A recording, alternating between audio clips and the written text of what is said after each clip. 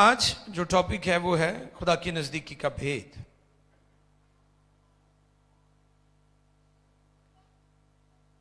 खुदा की नजदीकी का भेद, ये मिस्ट्री है, एक भेद है ये। और जब तक मिस्ट्री हम पर खुल ना जाए हम उसके बारे में जान नहीं सकते। कलाम में बहुत सारे भेद हैं,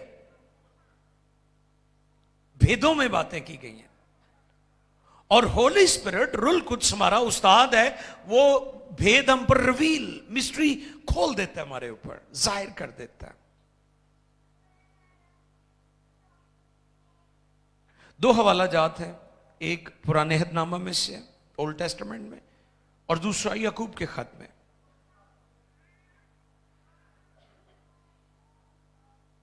जकरिया पहले बाब की 3री आयत है पुराने अहदनामा में, और नए अहदनामा में याकूब चौथे बाब की 7वीं आयत है।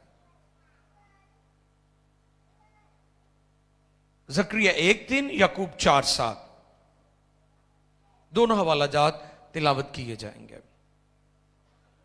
ध्यान से सुने, आपके पास बाइबल है, प्लीज उसे खोलें।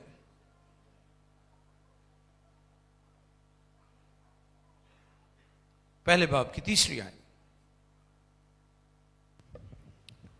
खुदा के कलाम मुकद्दस में रकम है, इसलिए तू उनसे कह, रब्बुल फौज यूं फरमाता है कि तुम मेरी तरफ रजू हो, तुम मेरी तरफ रजू हो, रब्बुल फौज का फरमान रब्बुल है, फौज का फरमान है, तो मैं तुम्हारी तरफ रजू हूंगा, रब्बुल फौज फरमाता है। याकूब 4:7 भी पढ़िएगा। ये एक मिस्ट्री है, खुदा के नजदीक आना, उसकी कुर्बत में रहना, उसकी हजूरी में रहना।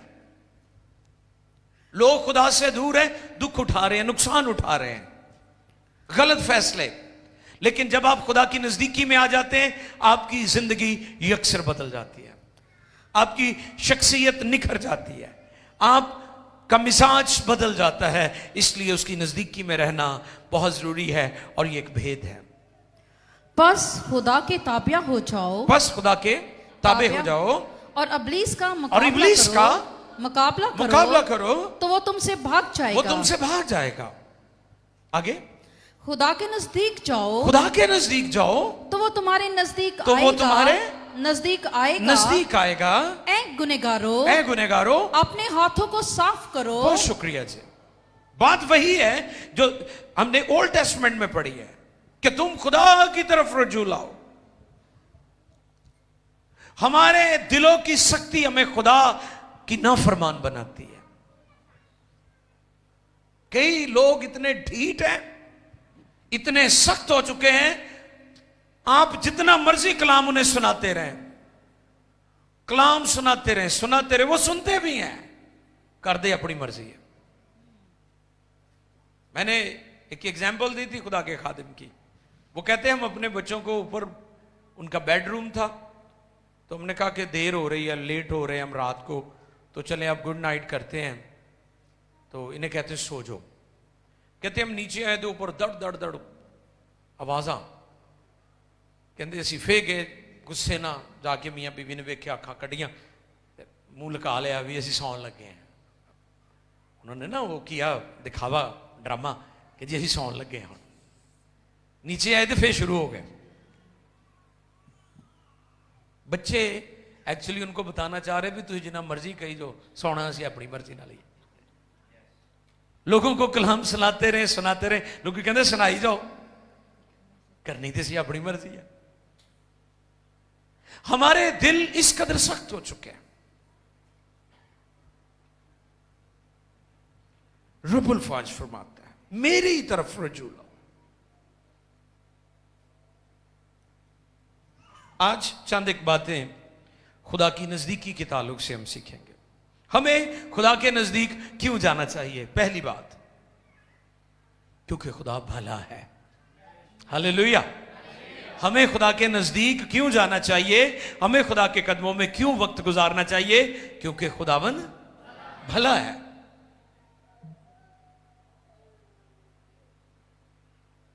भलाई का मंबा है, सोर्स है वो।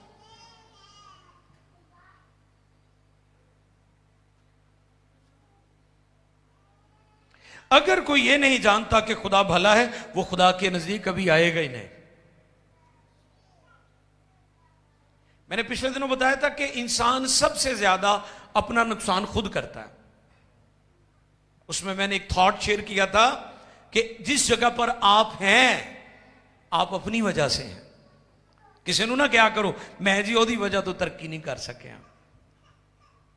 कई कहते हैं ना, इल्जाम देते भैन भरावां नूं, मां बाप नूं, बीवी नूं, शोहर नूं, पास्टर नूं, उस्ताद नूं, टीचर नूं, ठीक है, दोस्तों को, रिलेटिव्स को। आप कहते हैं ना, वो जी मैं दी वजह तो नहीं आगे बढ़ सकिया।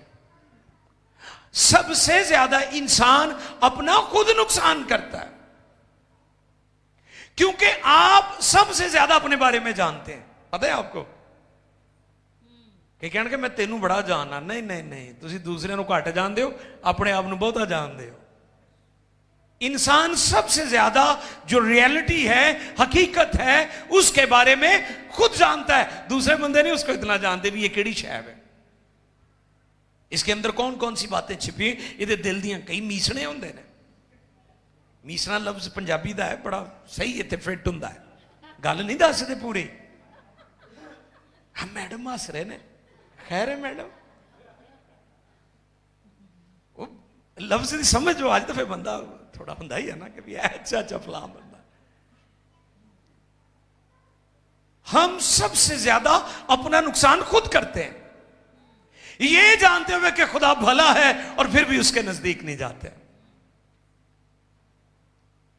और मैंने पिछले दिनों बताया था कि इंसानी जिबिल्लत है, ह्यूमन नेचर है ये, कि वो जो उसके पास है कि वो नहीं देखना चाहता कि दूसरे को हो। मिसाल के तौर पर जिवें मैं आख्या भाई लिहाज बड़े अच्छे लग रहे, तुसीं मेरी वर्गी शर्ट पाई है। कई तो खुश होंगे ने, तो कई सड़ते हैं, वो इन्हें मेरे नाल दी शर्ट पा ली। कई लोग किसी के पास सेम चीज हो तो वो एवं सड़ी जाएंगे, ऐ वेखो इन्हें भी ले ली है। मैं जी आती है बच्चों को लेकर, मैं कहना कितों शर्टा लिया, सानू भी दसो, असीं उत्थों जाके लईए। छेड़ता हूं उनके बच्चों को। हम क्या करते हैं, हम नहीं चाहते कि जो कुछ हमारे पास है वो किसी और के पास हो, लेकिन खुदा ने अपना सब कुछ हमें दे दिया। खुदा ने अपनी नेचर हमें दी, अपनी शबीह पर बनाया, और अपनी अथॉरिटी भी दे दी। उसने ना कि इंसान को अपनी शबीह की मानिंद बनाया, बल्कि अपना इख्तियार भी उसको दे दिया। हालेलुया। खुदा की मोहब्बत पर गौर करें, खुदा ने अपना बेस्ट और सब कुछ आपको दे दिया है। खुदा चाहता है आप उसकी मानिंद बने, आप में खुशबू आए खुदा की रोशनी बने। सो सबसे पहली चीज, खुदा की भलाई को जानना है। He is good, God is good all the time. खुदा भला है।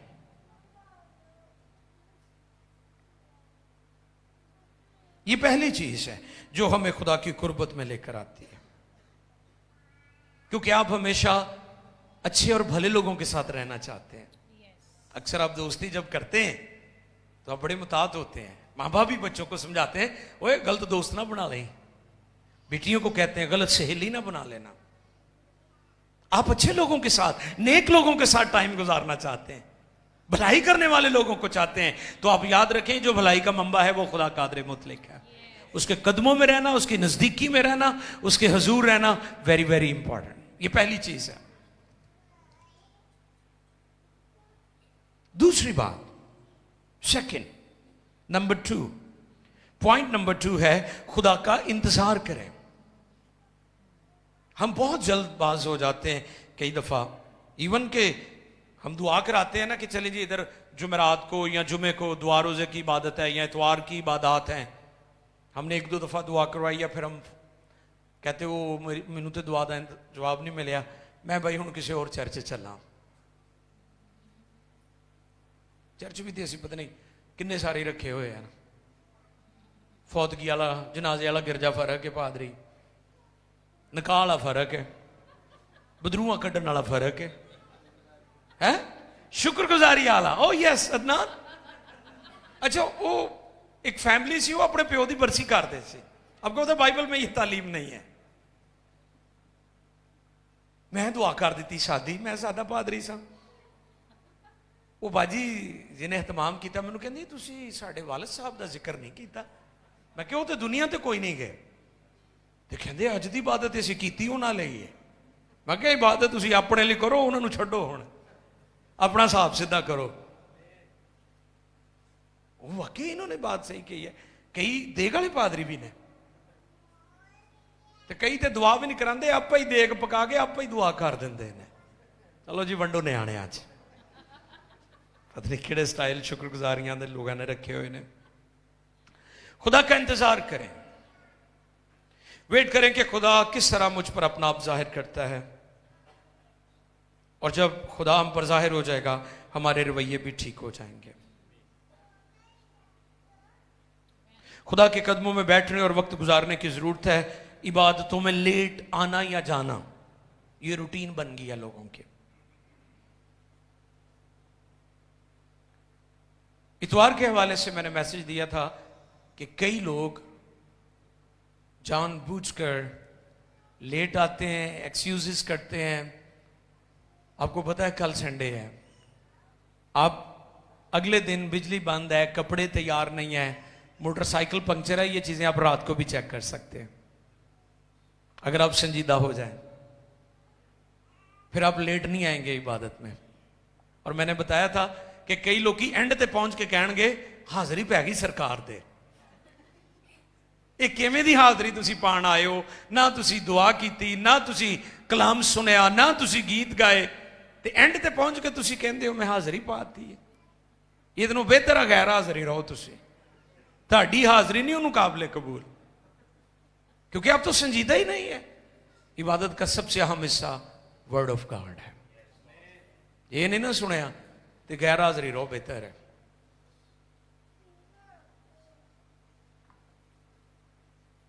ज़बूर 5 और उसकी 3री आयत पढ़ेंगे।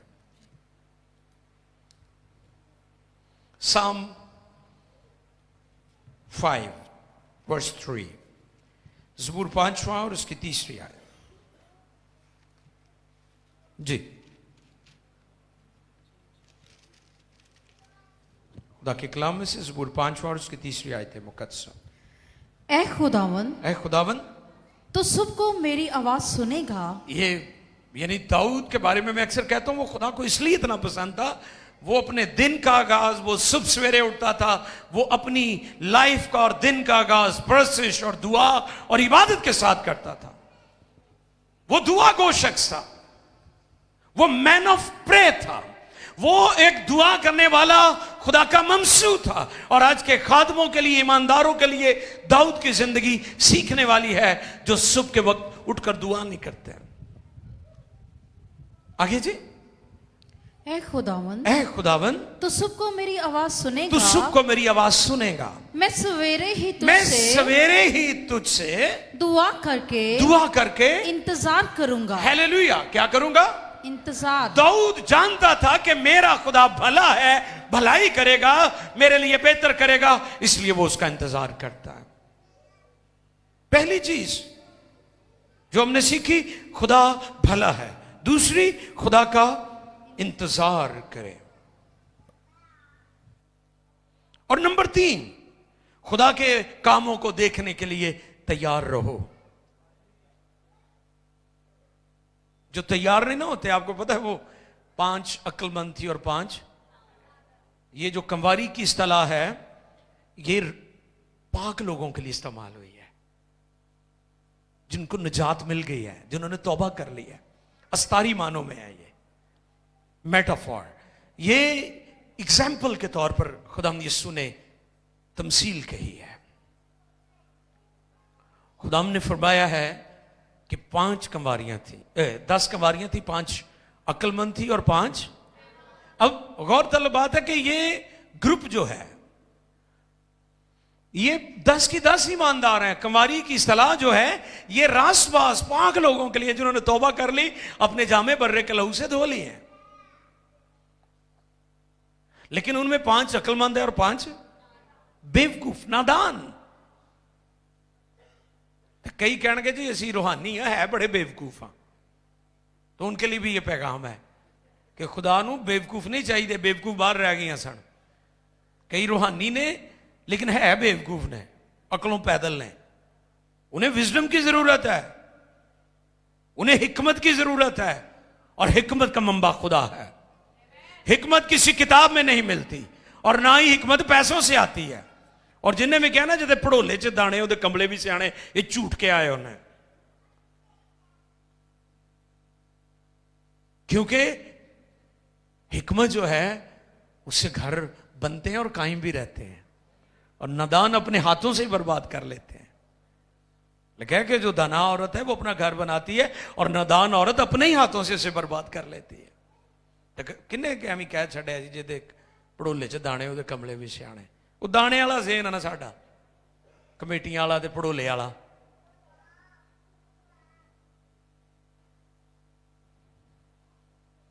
तीसरी चीज, खुदा के कामों को देखने के लिए तैयार रहो। अगर आप तैयार नहीं है तो आप खुदा के अजीब कामों को कभी नहीं देख सकते। मैं हमेशा अक्सर मैं और एस्टर बातचीत करते हैं, जो लोग सम टाइम हमें मुश्किलात हमारे लिए पैदा करते हैं, या फिर हमें छोड़ जाते हैं, या फिर आप वापस आने की कोशिश करते हैं, उनके बारे में गुफ्तगू करते हैं। तो मैं इनको ये अक्सर कहता हूं कि खुदा हर रोज हमें बरकत देता है। मैं नहीं गौर करता हूं कि किसने हमारे साथ क्या किसी ने किया है, मैं ये गौर करता हूं कि हर रोज खुदा मुझे नए तौर पर बरकत देता है। मैं तैयार रहता हूं। तो आपके लिए भी ये मैसेज है आज मेरा कि आप भी हर वक्त तैयार रहा करें, नई बरकत के लिए, नई प्रमोशन के लिए, नए दरवाजों के लिए। खुलेंगे, क्योंकि उसके खोले हुए को कोई बंद नहीं कर सकता, और उसके बंद किए हुए को कोई खोल नहीं सकता। तैयार रहें, उसके अजीब और बड़े कामों के लिए तैयार रहें। यह तीसरी बात है। और नंबर 4, पॉइंट नंबर 4, चौथी बात, खुदा के कामों के लिए यकीन करना चाहिए हमें।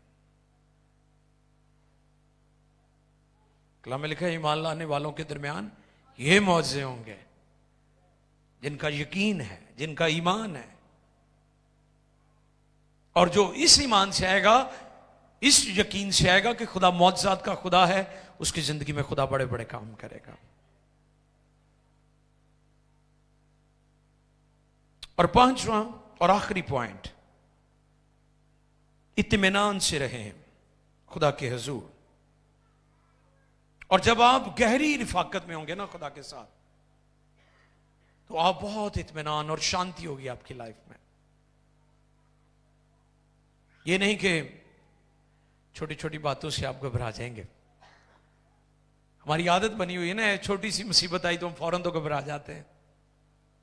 इसकी बड़ी और मेन जो वजह है वो यही है कि हम खुदा की गहरी कुर्बत में नहीं रहते, हम खुदा की गहरी रिफाकत में नहीं रहते। हमारा दुआया स्टेमिना बहुत थोड़ा है। कई तो एवं लेटन लगे करते हैं ना, रब ते सहन चाढ़ते हैं, लेटिया लेटिया करेंगे खुदा हम तेरा शुक्र है अज दे दिन लई, तेरा शुक्र है रोटी भी दी, सारा कुछ कहता आमीन, आए मेरे बाप तू जो आसमान पर। चलो जी मिंट मार गया, ओ बंदा गया जी। ए दुआ है, ए केड़ी दुआ है? पिछले दिन जिवें मैं दसिया सी, कंबल च बह के कोई दुआ नहीं होंदी। ये तुहानू कंफर्ट जोन चो निकलना ही पैना है। दुआ दा फिर ही मजा है। इत्मीनान से रहें। कब रहेंगे आप? जब आप खुदा की गहरी रिफाकत में जिंदगी बसर करेंगे। जो 2 आयत आपके लिए तिलावत की गई हैं उनमें यह वाज़ेह पैगाम है, बस खुदा के ताबे हो जाओ और इब्लीस का मुकाबला करो तो वो तुमसे भाग जाएगा। 8वीं आयत मिल गया, खुदा के नजदीक जाओ तो वो तुम्हारे नजदीक।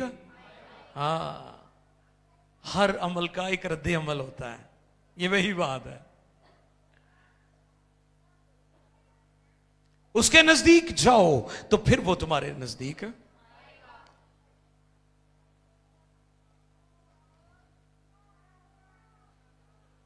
साम 91 में लिखा, जो हक ताला के पर्दा में रहता है कादर मुतलक के साया में सुकूनत करेगा।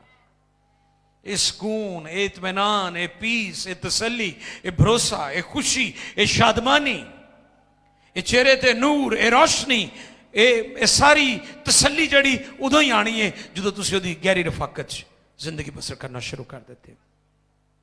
वरना डावाडोल, उड्डे उड्डे, परेशान, बदहाल, खौफ में जिंदगी बसर करते रहेंगे। अजीजों, ये एक भेद है और आज बेशुमार लोग इससे नावाकिफ हैं। और वो खुदा के कदमों में, उसकी नजदीकी में, उसकी प्रेजेंस में ज्यादा वक्त नहीं गुजारते। आओ झुके और शख्सी तौर पर सके खुदावंद मुझे अपने कदमों में वक्त गुजारने की तौफीक दे। दुनिया और उसके हालात,